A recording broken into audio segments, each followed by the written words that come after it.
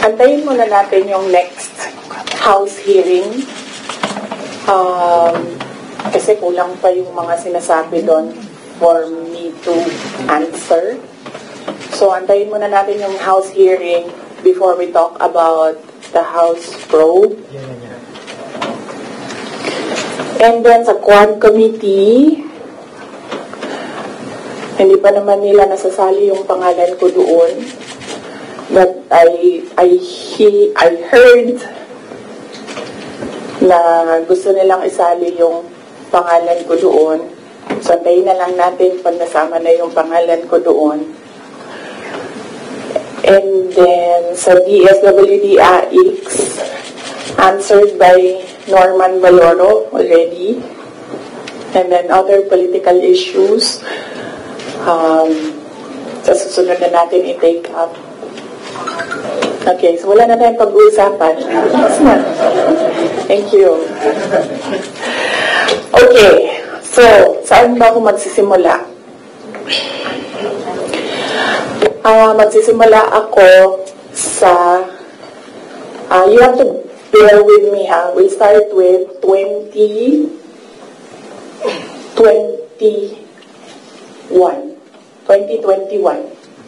Doon tayo magsisimula sa 2021. So,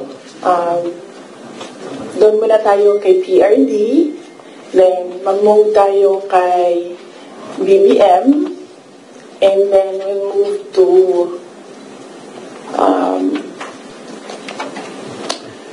Martin Romualdez, and then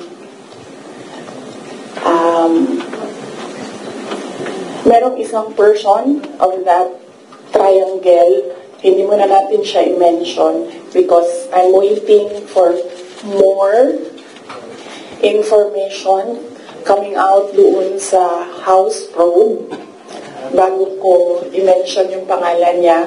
And then siguro a little of confidential funds. Okay? Okay. So 2021. Kasi madami ang nagsasabi na we are on this road to perdition. Our country is on this road to perdition because matigas ang ulo ni Inday Sara. Hindi siya nakinig sa tatay niya. Kung nakinig lang siya sa tatay niya, tumakbo siyang president, hindi mangyayari itong nangyayari sa bansa natin ngayon. And hindi lang yan isang beses na narinig ko, madaming beses. Even kapag pumupunta ako sa mga iba't ibang lugar, diretso ako sinasabihan ng mga tao, hindi ka kasi nakinig sa tatay mo. Or they would say, one time nasabihan ako, it's all your fault.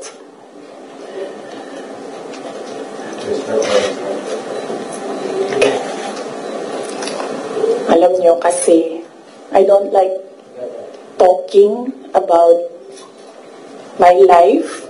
I don't like talking about my feelings. I only want to talk about my work. Kaya, hindi ako nagsasalita. Pero, ganito yung nangyari. PRD never, ever asked me to run for president. Yan yung totoo. 7 times niya ako pinuntahan sa bahay ng nanay ko, sa bahay ng asawa ko. Hindi siya talaga nagsabi sa akin na tumakbo ka for president. In fact, sinabi niya sa akin, huwag kang tumakbo for president kasi nanggaling ako dyan, mahirap siya na trabaho, anak kita, naaawa ako sa iyo to go through what I had to go through. Yan ang sinabi niya sa akin, paulit-ulit. And sino ang witness ko to say na totoo ang sinasabi ko? Yung nanay ko. Because sa 7 discussions na yon, nandoon ang nanay ko parati, nakaupo, nakikinig, hindi nagsasalita. There was only one time, one discussion na nagsalita yung nanay ko. Nilagay ko yung nanay ko doon para makinig siya sa aming dalawa ni PRD. So, on the hindsight, maybe ginamitan ako ng reverse psychology ni PRD, hindi ko alam. Siya lang ay nakakaalam kung bakit paulit-ulit niya sinabi sa akin, huwag ka tumakbo for president.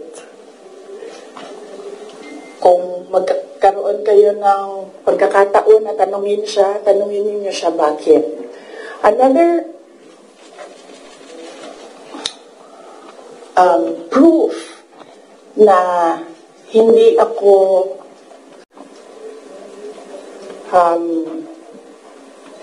sinabihan ni PRD na tumakbong president. He left me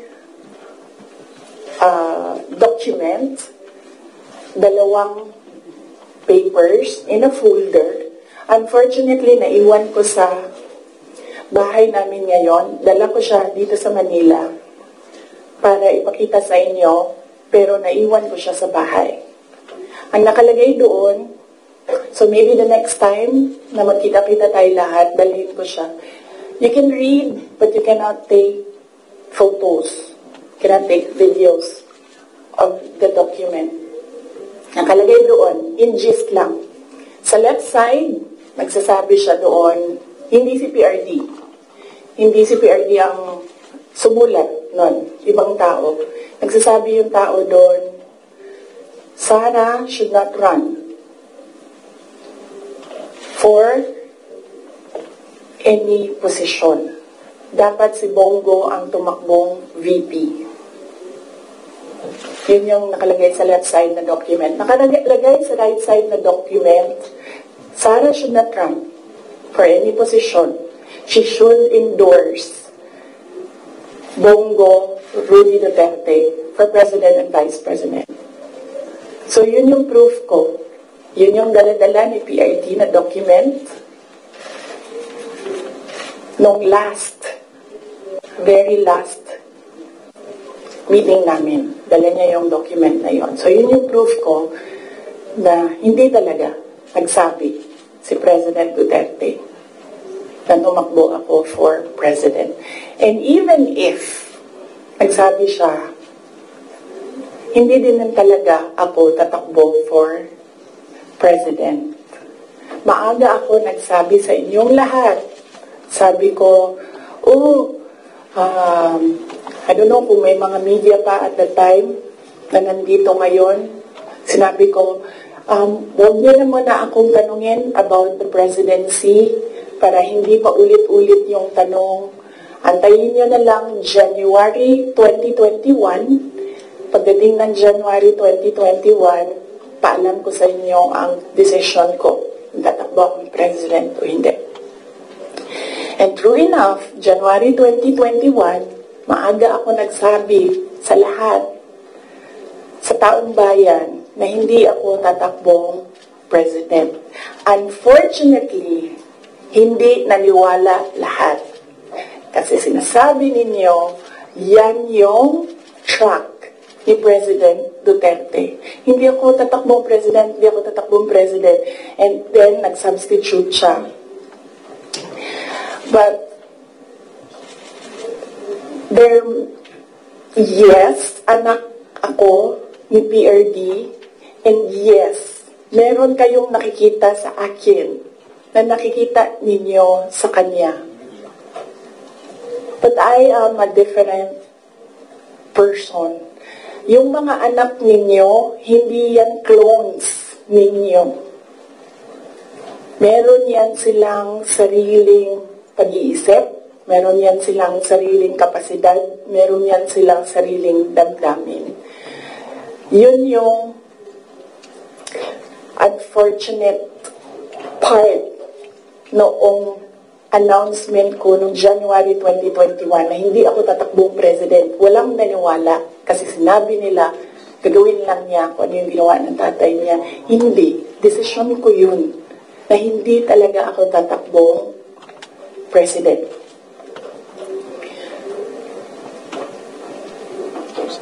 Because at that time,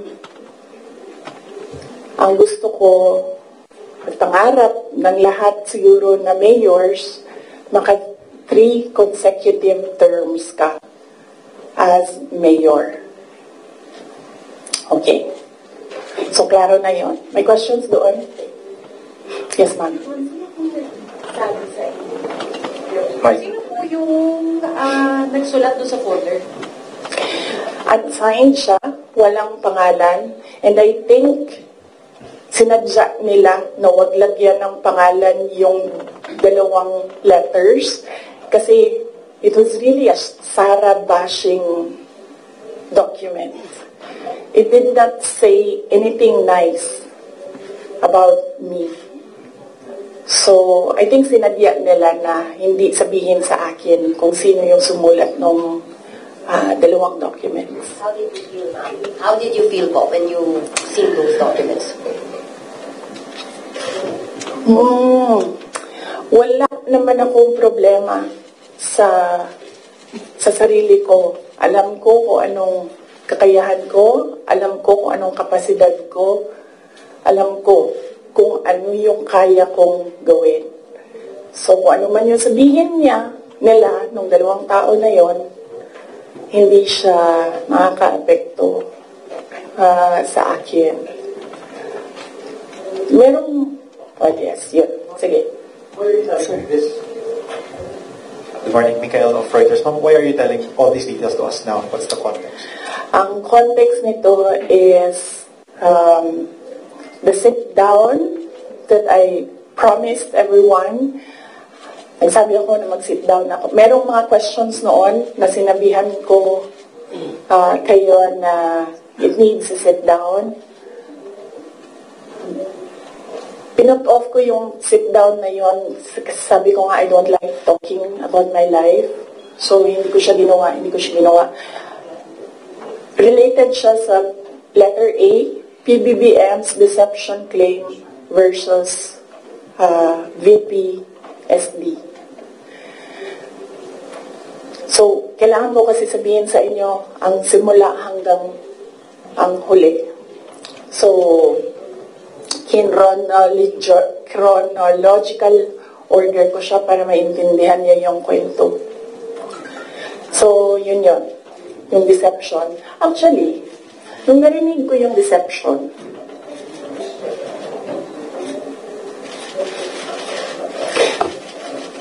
naisip ko pa, hindi ko na siya sasagutin. Kasi, for the love of God, presidente ka na. Importante pa ba yung nararamdaman mo? Di ba kapag presidente ka, hindi na importante yung pagod mo, yung luha mo, yung fatigue mo, yung stress mo, hindi na siya importante. Because when you are president, importante dyan yung nararamdaman ng taong bayan, yung bansa. Yun yung naisip ko when I heard it na parang talagang may panahon ka mag-isip about deception ng isang babae dyan. Ang dami mong oras. Hindi ba dapat iniisip mo na yung mga taong gutom? Yung presyo ng gasolina?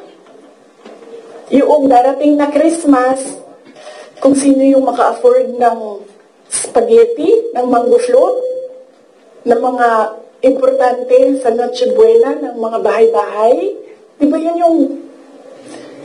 So may panahon ka talaga na mag-isip na, oh, this girl. So, inisip ko, hindi ko nasasagutin. Sandali lang hindi ako nagko-cocaine, pero sobrang lamig niya na yung sipon, ceremony of issue.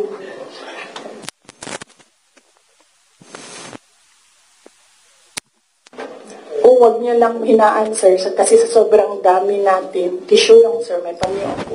Ayun yung panyo. Huwag niyo i-off, sir, kasi sa sobrang dami natin. Mamamatay tayo dito pag walang aircon.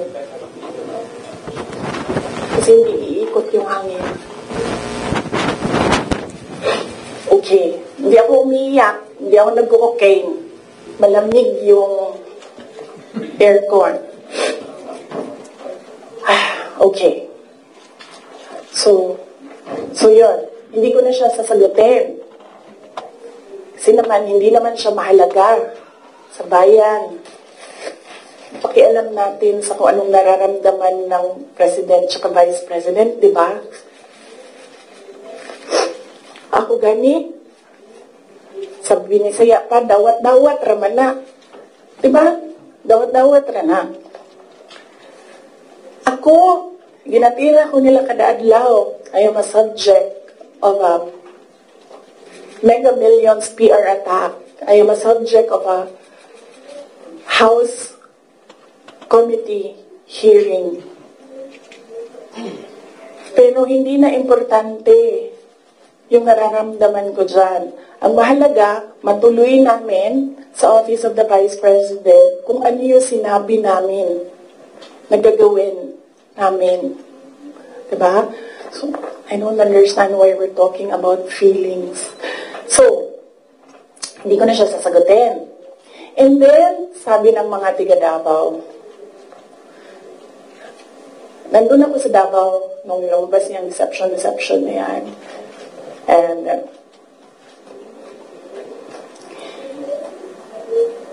iba-iba na yung reaction ng mga tiga Davao. And lahat, hindi maganda yung reaction. Yawa na, siya na'y nangilad, siya pa'y nang budol, siya pa'y bagagnaw, na musulti, na I was deceived. So I thought, well, I will not talk for myself, but I will talk for all the Filipinos na ang nararamdaman nila ay hindi nabalik ang justice ng boto nila.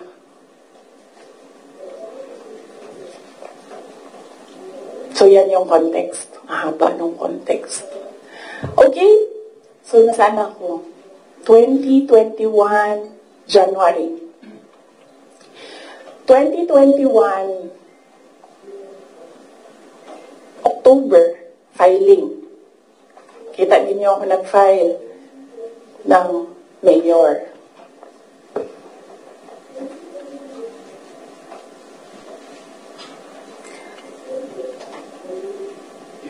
Mayor talaga yung tatakbuhan ko. Masakit sa akin na naririnig yung mga tao na we are disappointed in you. Kasi sa pagtakbo ba, dili magud na siya kanaganing kung ingnan ka sa mga tao nga, daganday, mudagan na lang ka. Muna po daw ka. Mudagan ko, presidente, inganyan may tabo. Nagkaroon ako ng SWOT analysis para lang takbo o hindi. Diba?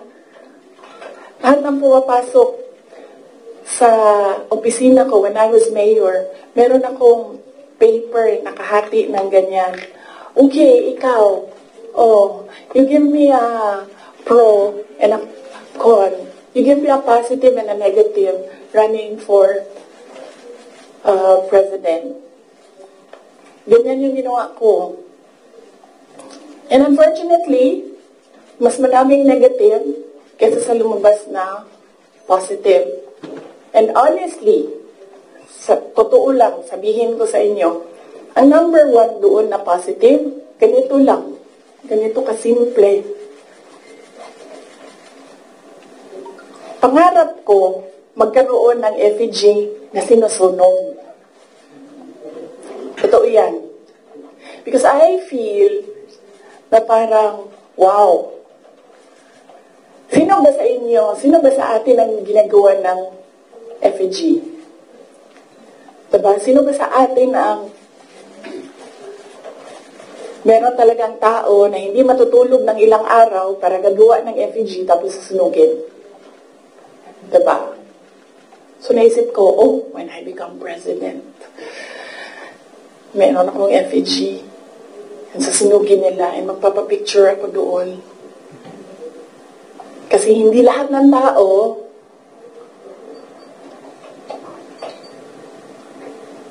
merong ganon sa buhay nila.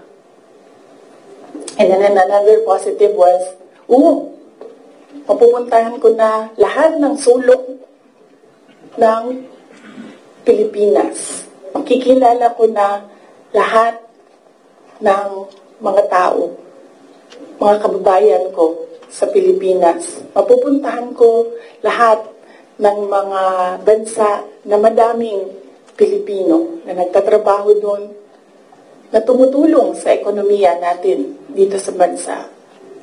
One of those positive things na nalista doon, na nasabi ko,